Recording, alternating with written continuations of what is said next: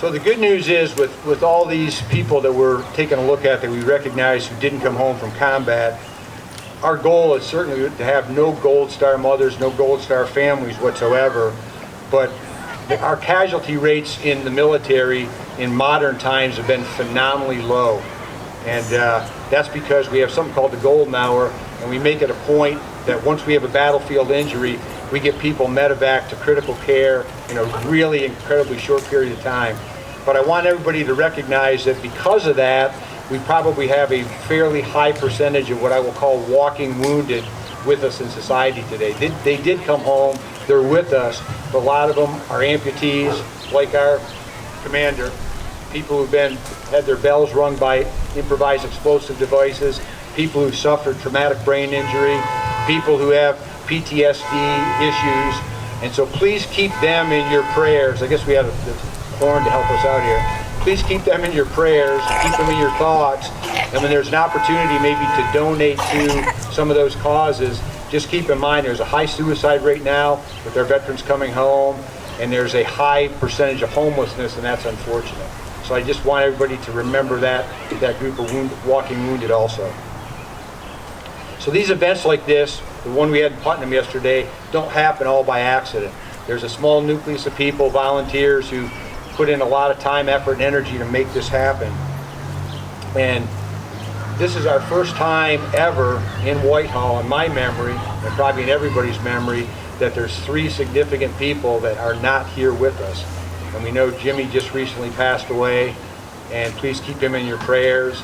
And we just lost Henry Gurney, and Henry and Jimmy were a huge part of this. Mrs. Aiken could not be with us today, and she regrets that, and it's the first time in a long time. Do we have any of the Aiken family with us? I know we got Jimmy's family with us, and the Gurney family, so thank you guys for being here. We certainly miss your dads. And Mrs. Aiken could not be with us, but please keep her in your prayers.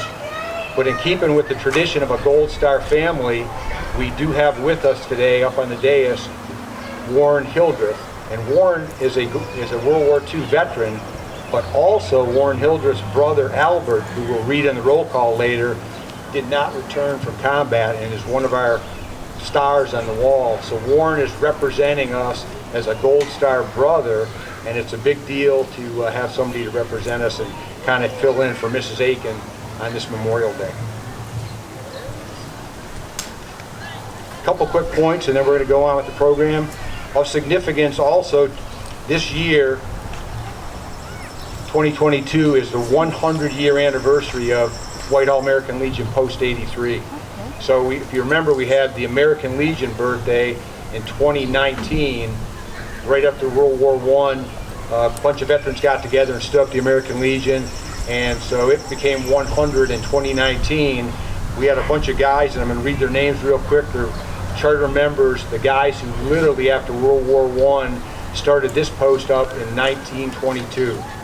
And those gentlemen are A.D. Bartholomew Jr., Clayton Bartholomew, Harold Bascom, Joseph G. Gordon, Roger A. Hickey, B.C. Hutman, R.D. Hutman, Wilbert Hyatt, John C. Ingley, W.B. Ingley, Andrew J. Kennedy, P.L. King, George LeMay, Leonard Lampron, L.M. Layden, Frank W. Noonan, Edward F. Rivers, David N. Rivet, H.W. Reno, Jacob N. Sabo, and H.G. Sullivan. So these guys are responsible for a lot that's going on today. So please keep them and all the veterans in your thoughts and prayers. And at this time, I'd like, if you indulge us a little bit, a quick round of just happy birthday, if you would, to Post 83. And I'm going to let you guys, somebody lead off the song. You have to sing happy birthday.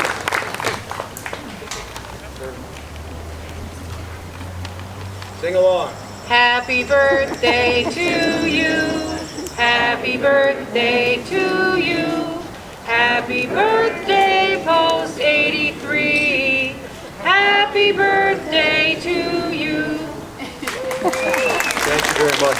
And the float we had in the parade was the empty chair float that recognizes those that didn't come home, and it was also the 100-year anniversary float for Post 83. As you guys went around the parade, you saw banners that are up now. I mean, it's really incredible. We finally are catching up to other communities, and we have banners up for our veterans. All the thanks for that program goes to Janine McCura, and Tammy Rock has been a rip on that also. And the fire company, and I'll tell you, the fire company is like always undermanned, understaffed. We don't have enough volunteers for the fire company, and they always step up, take the lead, and they were around town for the last week or so helping us get all these banners up in place. For those families who still want to get banners, the opportunity's there. You just go to militarytributebanners.com. You go to New York, you go to Whitehall, and we'll help you if you need to order the banners for your loved ones. And the goal is to get more up, keep them up throughout the summer, and we'll take them down around Veterans Day. Big thanks to Jan's in Hampton. They literally donated all the flowers you have in the park at cost. And so much thanks to Jan's. Zeke Martell, where's Zeke at? Zeke, put your hand up. Zeke went ahead and painted the naval gunboat for us at the park. And so that looked good today. A lot of work goes in behind the scenes for a lot of people doing a lot of stuff. We had a village crew with Steve Brock, the Watson brothers, who engineered through the village board. So thank you, Mayor Egan, to get all these lights in place. And if you haven't been down here to the park at night and see what the wall looks like, please stop down when it's dark out. But much thanks to them for getting those walls up there on the memorial, lights on the memorial wall. Same with the little things, like they painted up the Riverside Park letters. And so again, there's been a lot of behind the scenes stuff to get the park ready for today. The other thing we've kind of added to our festivities, the auxiliary requested it, and we the Legion went ahead and said yes, but we had a kind of a float competition built into today. The fear is that this is not the 4th of July. It's more of a somber Memorial Day just for those people who didn't come back from combat. But the point was to get the youth involved, to get more of the community involved, to get more people down here for Memorial Day. So I think that went really well, and a little bit later we'll talk about who some of the float winners are.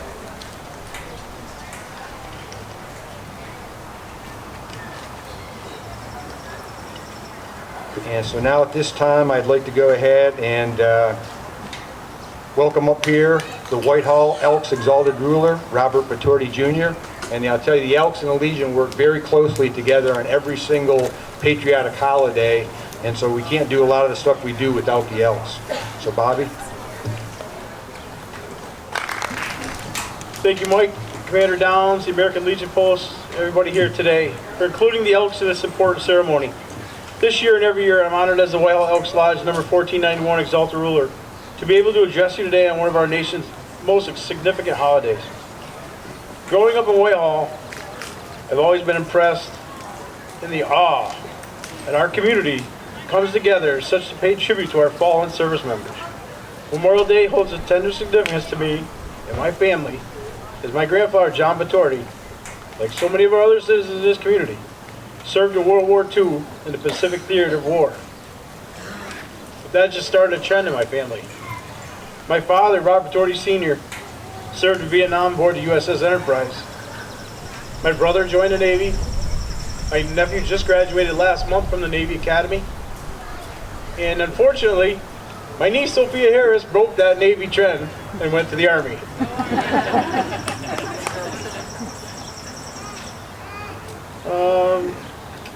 It was especially meaningful to me, this local American Legion Post 83 selected my grandfather to serve as the Grand Marshal in Whitehall's 2012 Memorial Day celebration, just 5 months before he passed away. My grandfather and my dad were very representative of so many of the young men and women in our small community who answered the call to service during this critical times of war and conflict. I'd like to begin my remarks today by speaking a little bit about the Elks and why Memorial Day and veterans are so important to our organization.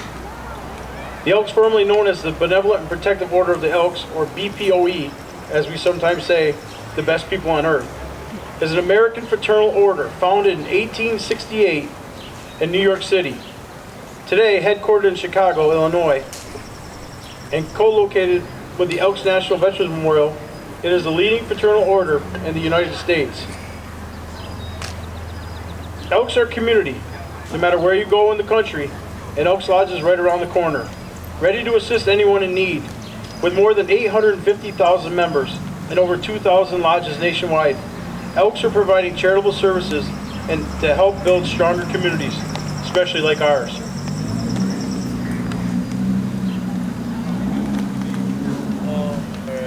Americanism and patriotism have always been a cornerstone of Elkdom.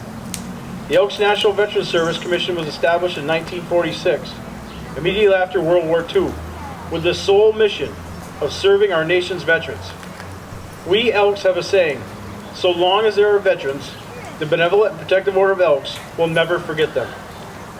We Elks pride ourselves on maintaining a national tradition of doing everything we can to help take care of our veterans in VA hospitals or wherever they need our assistance.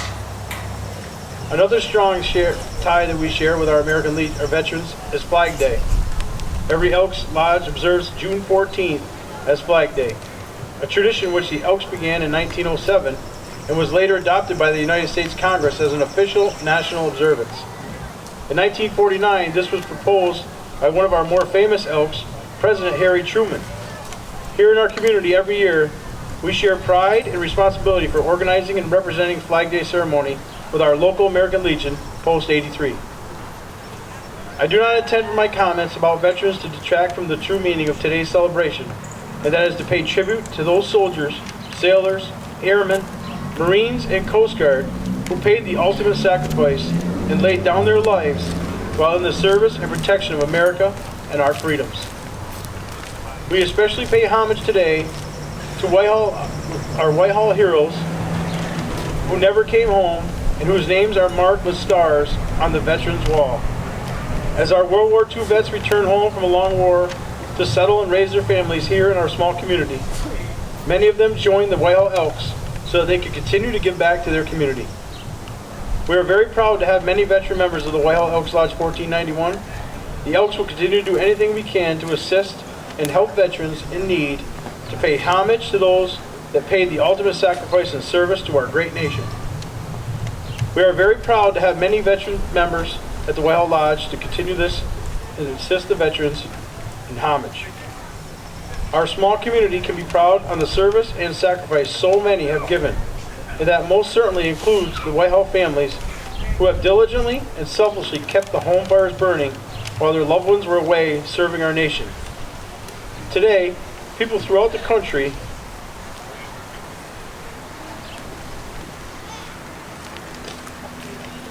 will gather and remember to honor and pay gratitude to those who have served our country, especially those who have paid the ultimate sacrifice and gave their lives in combat while serving our great nation. Our gathering is just one small spark in the flame of pride that burns across the nation today and every day. It's not a lot, but it's one small way that we can honor those who have made the ultimate sacrifice so that we can live in freedom. Your presence here today, and that of the people gathering all across America, is a tribute to those lost and to their families. It is a way to say we remember and we will never forget. As we leave here today and celebrate at all the picnics and family events that are so important on this holiday, please remember those that aren't with us. Offer them a salute and a toast. Thank you for listening. As always, very few communities honor our fallen soldiers and warriors like we do here in Whitehall. May God bless you all today. May God bless Whitehall. May God bless America.